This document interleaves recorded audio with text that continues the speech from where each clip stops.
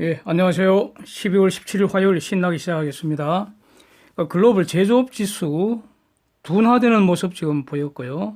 물론 중공의 일부 경제 지표 좀 좋게 나온 것도 있지만 전반적으로 경제 데이터는 그렇게 좋지 않다고 보여지는데 스탁스 유럽 600 지수 사상 최고치 기록했고요. 지금 트럼프 취임 이후에만 지금 다우가 10,000포인트 이상 올랐다는 거죠. 그래서 미국 시장 사상 최고치 랠리 계속하고 있습니다. US 차이나 트레이드 트루스 이 내용이 새롭게 자꾸 알려질수록 미국에게 압도적으로 유리한 것으로 지금 드러나는 것 같습니다. 그래서 무역전쟁 성전의 프리미엄을 미국이 누리는 건지 오히려 저는 이게 주목이 됩니다. 다우 100포인트 0.36% 더 올랐고요. S&P 500 지수 0.7% 올랐고요. 나스닥 0.91%. 대단합니다. 반도체 지수 0.96% 올랐고요. 마이크론 테크놀로지 3.4%로 추가 급등했습니다. 장중에 4% 이상 올랐다가 막판에 좀 밀렸습니다. 미 국채는 장기채 중심으로 폭락했습니다. 그러니까 미 국채 수익률은 급등했다는 거죠. 나쁜 거 아닌 것 같습니다. 이건 10년물이 1.877%입니다.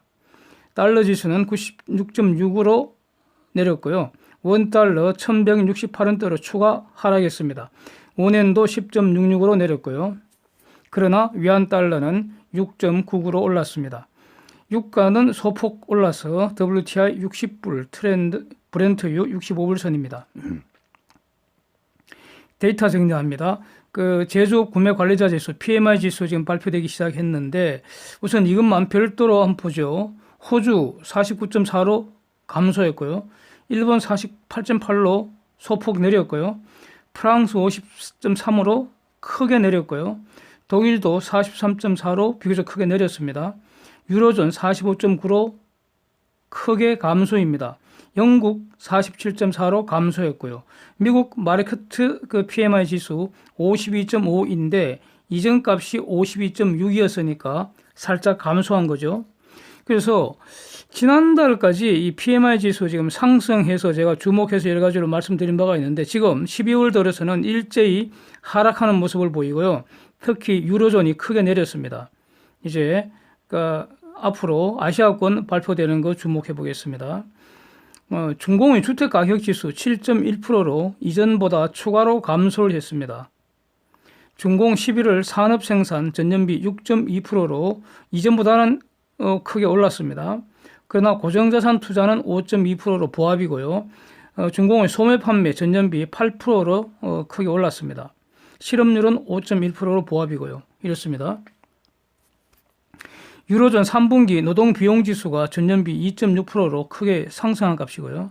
뉴욕 12월 제조업지수 3.5로 반등했습니다. 미국의 제조업지수는 그러니까 미국이라는 국가 전체를 다루는 게 두 가지가 있었죠. ISM 지수는 미국이 독자적으로 발표하는 것이고, 위에 좀 전에 본 마르크트 지수는, 마르키트라는 지수 계산하는 이 회사가 전 세계 국가를 상대로 지금 동일한 기준으로 계산해서 발표하는 것이고요. 이게 지금 미국 국가 단위로 나오는 제조업 지수 두 종류가 있고, 그 다음에 미국은 각 주별로 제조업 지수를 또 따로 발표하고 있습니다. 이번에 뉴욕 제조업 지수 3.5로 반등했다 이런 뜻입니다. 그러니까 미국의 주택 시장 지수 20년 내 최고치인 76으로 급등을 했습니다. 기준값은 50이었고요. 그리고 이전의 값은 70이었습니다. 네. 쟁점 정리하겠습니다. 여전히 지금 최고의 쟁점은 세계의 협상인 US 차이나 트레이드 트루스 이거 같습니다. 이거 지금 자세히 분석하는 게 가장 중요한 것 같습니다. 미국의 핵심 정언들이 이어지고 있는 것 같습니다. 협상 타결 전에 한동안 잠잠했었는데 라이트하이즈, 머누신 이 두 분 협상 대표들에 이어서 이제 나바로가 팍스 비즈니스에서 인터뷰를 했습니다. 여기서도 중요한 내용이 알려졌습니다. 제목 보시면 만약 중공이 약속 어기면 미국은 일방적으로 보복할 수 있다. Unilaterally retaliate. 아주 강력한 표현이지 않습니까? 지금 국가 간의 조약이 지금 조약안이 발표됐는데 여기에 대해서 미국이 일방적으로 보복할 수 있다. 이것이 조약의 내용이라는 겁니다. 아주 놀랍습니다. 저는 이런 표현이 등장한다는 것이. 예. 그래서 그 내용 중을 보면은 나바르가 이행 강제 장치, 예? 이행 강제 장치 이게 가장 마음에 든다는 겁니다. 그래서 예를 들어 놨는데 가령 발효 후 90일 이내에 이게 분기 아닙니까? 분기 3개월. 발효 후 90일 이내에 준공 쟤네들이 말한 대로 우리 물건 사가는지 모니터링 하는 거 이건 너무 쉽다는 겁니다. 그래서 말한 대로 저가 말한 대로 안 하면 우리는 조약에 따라 제재를 할 수 있고 우리가 제재를 해도 준공은 이에 대해서 할 일이 아무것도 없다. 이렇게 얘기를 하고 있습니다. 이 내용 말이죠. 제가 15일 날 그 미중 무역협정 2019 이거 정리한 정상에서 말씀드린 것과 제가 보기에는 거의 100% 일치하는 것 같습니다. 예? 제가 그때 이런 말씀 드렸습니다. 미국은 한 손에 조약을 들고 한 손에 회초리를 들고 분기마다 준공이 해오는 숙제 검사한다고요. 예. 그래서 숙제 검사 숙제 제대로 안 해오면은 쭉 패버린다는 겁니다.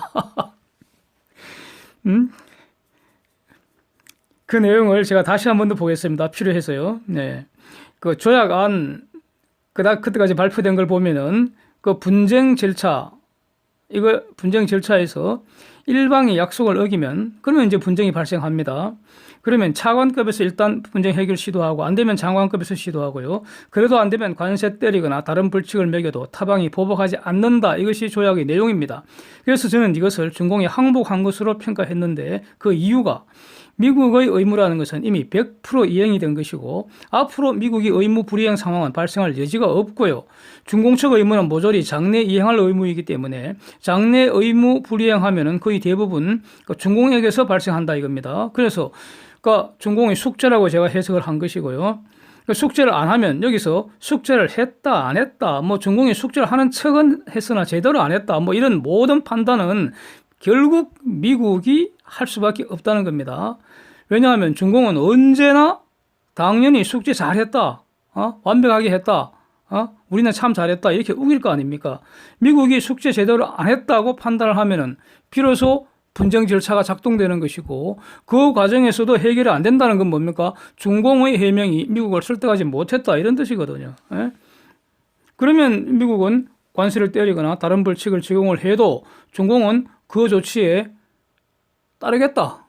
이게 조약의 내용입니다. 그게 약속입니다. 준공이 그렇게 약속을 한 겁니다. 그러니까 준공은 완전히 패배했다는 겁니다. 항복했다는 겁니다. 이런 뜻입니다. 그리고 여기서 핵심은 준공이 이런 방식을 준공이 원했다는 겁니다. 예? 준공이 좋아서 약속한 거 아닙니까? 약속할 때는 악수할 때는 서로 좋아서 하는 거 아닙니까? 그래서 준공이 왜 이것을 원했을까? 이걸 일단 의문으로 남기겠습니다. 검토하겠습니다. 나바르가 또 강조한 것은 우리는 여전히 3,700억 불에 대한 그 관세를 매기고 있다는 점 이걸 강조를 했습니다. 이것 때문에 준공은 우리의 협상 테이블에 나올 수밖에 없다 이렇게 말하고 있습니다. 즉 관세는 준공을 움직이는 고삐라는 겁니다. 예? 고삐 그렇지 않습니까? 같은 말 아닙니까? 제가요 나바르랑 같이 밥 먹은 적 없습니다.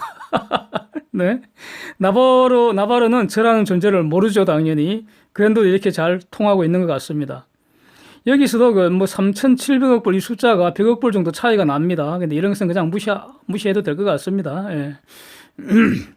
다른 부분도 비교적 지난 15일인가요? 15일날 올린 그 영상에서 비교적 정확하게 설명이 된 것 같습니다. 예. 라이트 하이즈도요, 다시 강조하기를 이번 협상은 토탈리든 완벽하게 됐다는 거죠.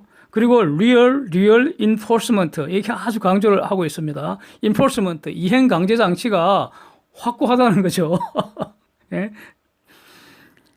이행은 확실히 담보됐다 이걸 계속 강조를 하는데 그러면서 라이트 하이즈가 이 무역협정의 성공 여부는 전적으로 중공한테 달렸다 이런 말을 했습니다. 이게 듣기에 따라서는 오해를 야기할 수도 있는데 이게 무슨 말이냐면요. 그러니까 라이트 하이즈의 표현은 준공이 이제 숙제를 해야 되는데 그 숙제를 누가 하느냐? 강경파가 숙제를 하느냐? 아니면은 개혁파가 숙제를 하느냐에 따라서 숙제 기록은 달라진다는 거죠. 당연하지 않습니까? 여기서 라이트 하이즈는 개혁파라는 표현을 사용했는데 아마도 비교적 미국 입장에 가까운 세력을 의미하는 것으로 이렇게 저는 이해가 됩니다. 하여튼 라이트 하이즈는 준공에서 숙제할 사람이 그러니까 소위 말해서 중공이 주권이나 뭐 상호 존중이나 평등이나 뭐 이런 걸 강조하는 국수주의에 물들어 있는 공산당에 가까운 그런 그 강경파가 숙제를 할지, 아니면은 비교적 글로벌 오픈 마인드를 가진 그런 개혁파들이 숙제를 할지에 따라서 그 결과가 다른 결과가 나오겠지만, 하여튼 그 결과는 전적으로 중공한테 달렸다, 이런 취지 맞는 말이잖아요. 당연한 말 아닙니까? 왜냐하면 미국은 이미 숙제를 다 했기 때문입니다. 미국이 할 숙제가 없습니다. 숙제는 중공만 한 보따리 안고 있는 것이고요. 모두 장래에 중공이 할 일이기 때문입니다. 그래서 어떤 결과가 나오는지 중공이 이 숙제를 하는 그만큼 그 결과가 나온다, 이런 뜻입니다. 그리고 그 숙제가 마음에 안 들면 미국은 회초리 때린다는 겁니다. 간단합니다. 페이스 2딜의 협상 개시 시기에 대해서도 정해진 거 없다는 라이트하이즈와 사인 후 바로 시작할 거라는 문의신 간에 혼선이 있는 것 같지만 전혀 그렇지 않습니다. 정확한 것은 트럼프가 바로 시작하라는 이렇게 얘기했고요. 바로 이 시점이 문의신은 사인 직후라고 이렇게 표현을 한 것이고요. 사인 직후 이렇게 표현한 것이고, 왜냐하면요, 일단 사인하고 나면은 30일이라는 날짜만 지나가면은 발효 되기 때문에 사인하고 나면 더 이상 할 일이 없습니다. 할 일은 할 시간이 있을 때 하는 것이죠. 그 시간 지나면은 할 일 없습니다. 해도 소용도 없고요. 그리고 라이트하이즈는 사인하기 이전에 확실하게 법률 문서를 만들어 갖고 이거 만드는 작업도 말이죠, 미중 간에 그 조율을 해야 될 거 아닙니까? 미국이 이렇게 합의 문서 만들어 놓으면 중공이 보고 거기에 대해서 또 뭐 의견이 있을 테고요. 또 중공이 만들어 놓은 거 중국말로 되어 있는 거 미국이 또 보고 그거 또 의견 조율하고, 그 조율이 많을 거 아닙니까? 그래서 그거 빨리 마무리하는데 어떤 그 포인트를 둔 것 같습니다. 그래서 하여튼 사인이 되면은 바로 페이스 2딜 협상은 시작이 될 것 같고요. 그 사인 시점은 목표가 1월 초인 것 같은데 어느 정도 유동적이겠죠. 근데 문제는 여기서 중공은 버틸 힘이 없다고 저는 봅니다. 고삐 땡기면 와야 하는 것이 중공 꼬라지라고 봅니다. 가령 중공이 버텨갖고요, 한두 달 늦어진들 그것이 대세를 바꿀 수 없을 것이라고 봅니다. 트럼프 시기에는 1월도 바로이고요, 2월도 바로이고요, 3월도 바로 시작하는 것이 아닐까, 저는 이렇게 봅니다. 카렌다에서 하루 이틀 연연할 거 전혀 없는 것 같고요. 사인하면은 바로 페이스 2딜은 개시된다. 그것은 바로 그 황소몰이 더 크게 시작한다, 이런 뜻이라고 저는 생각합니다. 그러니까 12월 12일 합의 발표 후 지금까지 드러난 사실들 이제 다시 한번 쭉 종합을 해보면은, 여전히 이거 확실히 미국이 완성한 거 아니냐, 중공은 건진 건 별로 없다, 아직 완전 패배한 거 아니냐, 저는 이렇게 보입니다. 그래서 의문이, 도대체 중공이 왜 이런 약속을 한 것인지 이건 몹시 궁금해집니다. 중공은 약속을 어기기 위해서 약속을 한다, 이런 우스갯말은 이제는 안 통할 것 같습니다. 안 통할 것 같습니다. 이렇게 이제 농담자가 받아 넘길 일이 아니라는 거죠. 이 약속이라는 게 뭔가, 제가 좀 한번 깊이 한번 생각을 해봤습니다. 개인 간의 약속은 물론이고, 국가 간의 약속, 이런 그 개인 간이건 국가 간이건 구별 없이 국가 간 문서에 의한 약속이 바로 조약입니다. 그래서 약속은 지켜야 한다, 이게 법입니다. 물론 여기서 말하는 약속은 국법 질서가 보호할 가치가 있는 그런 정당한 약속만을 의미합니다. 이렇게 전제를 하고요. 그래서 약속은 지켜야 한다는 것이 법이기 때문에 약속 어기면 불법이고요. 그 중에 심한 것은 바로 범죄로 규정하고 있습니다. 뭐 형법이건 민법이건 이런 법률 체계라는 것은 바로 사회 계약법에 다 그 일종들 아닙니까? 사회계약법이라는 그 세트, 집합 안에 이런 게 다 들어가는 거 아니겠습니까? 그래서 약속은 헌법보다 위에 있다, 저는 이렇게 정리하고 있습니다. 헌법이나 모든 법률은 약속은 지켜야 한다는 명제를 실현하기 위한 수단에 불과하다는 겁니다. 약속 어기는 년놈들 제재를 하기 위해서 이 법이라는 것이 존재한다는 겁니다. 미국이 가진 막강한 힘, 정치적, 경제적, 군사적 이 모든 힘은 바로 미국인과 한 약속의 실현되도록 위해서 받쳐주는 거라는 겁니다. 저는 그렇게 이해를 합니다. 이 약속이 그렇게 엄중하다는 겁니다. 이 약속은 함부로 할 것이 아니죠. 이런 것을 정당화시키는 근거가 뭘까? 바로 이 자유민주주의 시장경제 질서라는 건데 이것의 전제가 되는 것은 또 뭘까? 그게 인간의 절대적인 어떤 그 존엄성 이런 거 아닐까? 그런데 인간의 절대적 존엄성의 근거는 또 뭘까? 그것은 저는 이렇게 정리를 합니다. 인간은 남녀노소나 빈부 귀천 이런 거 아무 구별 없이 모든 인간은 하나님의 형상을 따라서 하나님의 의사에 따라서 하나님의 똑같은 축복을 받으며 창조된 존재라는 것을 근거로 하고 있다. 저는 이렇게 알고 있습니다. 이 과정에서 인간에게 절대적 자유의지를 줬던 것이고요. 이 절대적이라는 것은 하나님을 부인하고 떠날 자유까지 주었다는 겁니다. 그래서 이 약속이라는 것은, 즉 계약이라는 것은 절대적 자유의지의 실현으로 이 사적 자체의 모습이라는 것이죠. 그래서 사람은 자기 일 자기가 알아서 해라. 누구도 간섭받지 말고, 또 누구도 다른 사람이라 간섭하지도 말고, 각자 개인은 간섭받지도 말고 자기 일 자기 알아서 해라. 사적 자체 아닙니까? 그 실현된 모습이 바로 약속이라는 겁니다. 계약이라는 겁니다. 그래서 계약, 즉 합의라는 것은 모든 것을 정당화하는 것이고요. 반드시 지켜야 하는 것입니다. 네? 그런데 그 약속의 대상이 미국의 대통령이라면 어떻겠습니까? 네? 중공이 이걸 했다는 거 아닙니까? 자기한테 불리해 보이는데. 그래서 도대체 중공이 왜 이런 약속을 할 수밖에 없었을까? 다시 말하면 항복할 수밖에 없었던 사정이 도대체 무엇일까? 이게 궁금하다 이런 뜻입니다. 지금 과연 이번에 합의됐다는 저 무역협정, 그 이제 사인되고 나면은 그 후에 중공의 지위가 더 강화됩니까? 저는 아니라고 봅니다. 미국은 좋습니다. 중공은 좋지 않다고 봅니다. 그래서 굿딜이라는 겁니다. 미국한테 굿딜이라는 거죠. 중공 지위는 더 약화된 것으로 저는 봅니다. 그렇게 보입니다. 결국 이렇게 쭉 끌려가다 보면은 중공은 미국의 푸들이 되는 거 아니냐. 그럴 가능성도 저는 보여집니다. 그런데 왜 중공이 이런 짓을 했겠습니까? 아직 중공은 이걸 제대로 지금 발표도 못하고 있잖아요. 그래서 발표하면 할수록 쪽팔린다는 것을 쟤들도 알고 있기 때문이 아니겠습니까? 그래서 왜 이런 걸 했을까? 유인이 뭘까? 이런 걸 보기 위해서는 일단 돈부터 한번 계산해 봐야겠죠. 돈. 일단 이번에 미국이 관세 철회해 준 것은 1120억 불이라 하면은 한 84억 불, 1200불이라고 쳐도 90억 불. 전부 다 껌값입니다. 지금. 그러니까 판돈의 규모에 비하면 껌값입니다. 예? 그런데 만약 항복을 안 하고 계속 개겼다면 어떻게 됐겠느냐. 1650억 불에 15% 신규관세만 247억 불 되고요. 여기에 2500억 불 관세에 5%만 인상시켜도 125억 불입니다. 이것만 두 개 더해도 460억 불 이상 추가로 부담을 해야 합니다. 그런데 이것은 아마 미니멈 수준일 거라는 거죠. 미중 관계가 안 풀리고 계속 싸우면 더 늘어난다는 겁니다. 그래서 합의를 하면은 460억 불 처맞을 걸 피할 수 있잖아요. 460억 불의 위협을 제거할 수가 있잖아요. 합의하면은 치불 관세는 710억 불 내외인데 합의 안 하면 1170억 불로 늘어나기니까 합의라는 이 어떤 그 코스를 선택한 유인은 일단 될 수는 있을 것 같습니다. 여기서 만약에 그러니까 중공이 관세에 더 처맞으면은 박살 나겠죠. 끔찍합니다.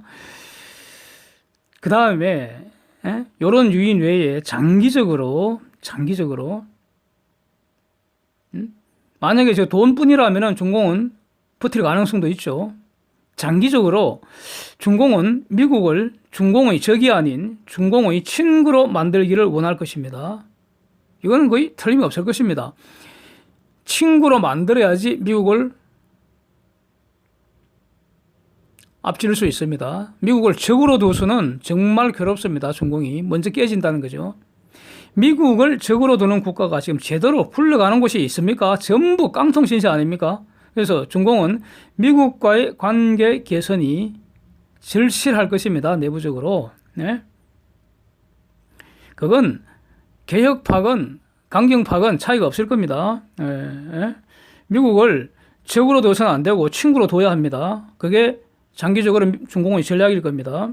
그래서 이번 무역협정에서 비록 항복하는 것처럼 보이더라도 미국에게 양보한 것처럼 보이더라도 일종의 사탕 또는 뇌물 일종 아닌가. 즉 원하는 대로 해줄 테니 앞으로 다른 문제에서는 제발 우리하고 싸우지 말고 우리 좀 서로 잘 지내보자. 이런 어떤 그 시그널 아닌가 이런 생각도 듭니다. 만약 그렇다면은 이게 바로 항복이라는 거죠. 아닙니까? 지금 홍콩, 중공, 미국 이 삼각관계에서 중공은 그 딜레마 상황이 더 깊어지고 있습니다. 홍콩 관련해서요. 홍콩 지금 완전 중공이 딜레마입니다. 아주 골치 아픕니다. 제가 지금. 이걸 포함해서 외교, 안보, 인권 모든 영역에서 지금 미국의 견제를 받고 있고 이게 더 심해지고 있습니다. 미국과 충돌해서는 도대체 성산이 없습니다. 지금. 안 됩니다. 성산이 없고요. 미국과 그렇다고 갈라설 수도 없고 결국 남은 것은 미국을 같은 편으로 끌어들일 수밖에 없다. 예? 이 점을 많이 고려한 거 아닌가 이렇게 보여집니다. 일단 두고 보겠습니다. 그 다음에 그 중공의 농산물 구매 약정 규모에 대해서도 지금 여러 그 매체마다 금액이 조금씩 막 들쭉날쭉 하는 것 같습니다. 400억에서 450억 불이라는 이런 어떤 계산도 있고요. 그런데 제가 계산한 바로는 이 450억 불에서 500억 불 사이 되는 것 같고요. 근데 이거는 지금 중요한 거 아니고요. 트럼프는 결국 중공이 500억 불어치 살 거다. 계속 이러고 있습니다. 트럼프는. 와, 하여튼 무서운 영감입니다. 하여튼. 하여튼 쟁점들은요, 그러니까 여기와 관련된 쟁점들 중에 이건 너무 많아갖고 중공이 결국 다 소화 못할 것이다 이런 것도 있고요. 그 다음에 중공은 여전히 시장 상황에 따라서 필요에 따라 살 것이다 이런 여러 갈래 소리가 나오고 있는데요. 이런 거 다 의미 없는 것 같고요. 문제는 이런 거 합의 발표 전에도 이런 말들이 다 나왔기 때문에 이런 거 다 고려하면서도 이번에 합의가 됐다는 겁니다. 이걸 우리는 주목해야 합니다. 그리고 또 그 사인이 된 그 조약이 나중에 그 공개가 될 때 그 다운로드해서 그 내용을 확인하는 거 이게 그 중요하다. 그래서 지금은 지켜봐야 한다 이런 의미입니다. 그래서 이 무역협정 워낙 큰 주제라서요 좀 나름대로 좀 다루었더니 어느덧 그 마감해야 할 시간이 된 것 같습니다. 준비한 거 다 하지도 못했는데 이거 6시 30분에 대략 마감을 해야 하거든요. 근데 지금 6시 36분이 지나고 있습니다. 그래서 제가 별도 영상으로 준비하기로 하겠습니다. 오늘도 함께 해주셔서 감사드립니다.